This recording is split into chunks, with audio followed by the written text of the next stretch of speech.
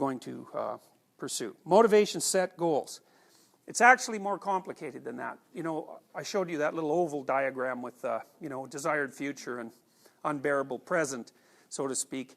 Motivations actually don't just set goals. They also prime behavior, and they also set up the perceptual frame within which you interpret the world. So, for example, if you're hungry, it isn't just that you're driven to eat. First of all, eating is a very complex behavior, especially if it's associated with food preparation, say. The systems that you've used in the past to procure food and then to ingest it are sort of disinhibited by the motivational state, so they're at the ready. And then your sensory system is tuned so that it's going to focus on those things that are relevant to eating and tune out everything else. So the motivational state also does perceptual tuning. And then there's a felt component of it as well. So it's not reasonable to only say that motivation sets goals or that it drives behavior. It does three things: goal setting, behavioral driving, plus it provides a perceptual schema within which those other two things make sense. And so a motivated state in some sense is like a little micro-personality.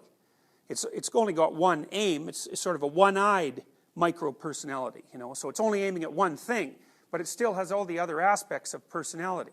So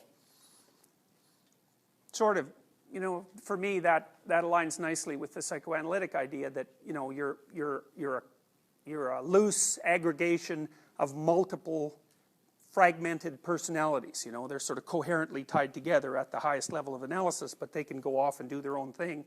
You see that in situations, for example, like eating disorders, where the hunger system itself starts to become almost a spun-off part of the personality, and the rest of the personality then wars with that. And that's sort of, in some sense, that's like cortex versus hypothalamus, and you never win. Cortex does not win over hypothalamus. The hypothalamus is what keeps you alive.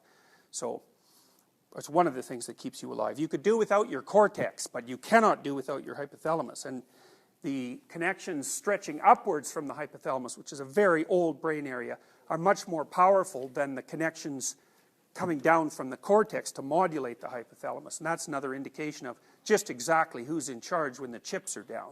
You know, and that's why it's so hard for you to override your basic emotions or motivational states. It's like the system evolved to keep you alive, and it's not particularly willing to give up control, in a sense, given that your survival is staked on its function. So it's useful to know that, because, you know, if you pursue psychology and you stay within the human side of psychology, say, instead of wandering off into the animal behavioral research, you'll see that most human psychologists and neuropsychologists are very corticocentric. They really like to think that it's the newly evolved parts of the brain that are in charge, and that's just not right. The newly evolved parts of the brain are in charge only when nothing is bothering you. Like, if you're not hungry, you're not thirsty, you're not too excited, you're not too curious, you're not too terrified, you know, you're not too cold, you're not too warm, any of those, then the cortex is in charge. But if you deviate substantially across any of those dimensions, the probability that control over your behavioral output and your perceptions is going to devolve down the evolutionary hierarchy to more primordial brain areas is extremely likely. You know, and you see the same thing happens, you know, maybe you're having a discussion with someone, right, and they exhaust the limits of your rational knowledge, which means basically they out-argue you. Well, what happens? Well, usually what happens is that people cry or they get angry. And it's like they're out of cortex, it's bang, right down to the lower and more primary evolutionarily determined systems.